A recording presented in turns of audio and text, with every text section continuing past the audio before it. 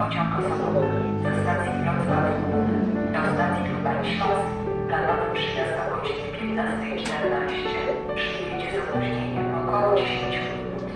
Opóźnienie może być zwianie. Prosimy o zwracanie uwagi na komunikaty. Za opóźnienie pociągu przepraszamy. Pociąg osobowy ze stacji Wrocław do stacji Lubelń Śląsk planowy przyjazd o godzinie 15:14.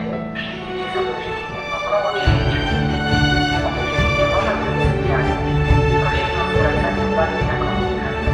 Za opóźnienie pociągu przepraszamy.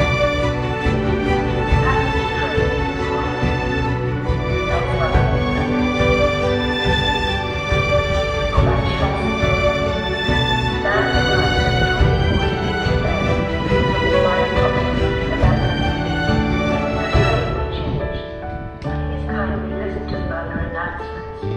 We apologize for the delay.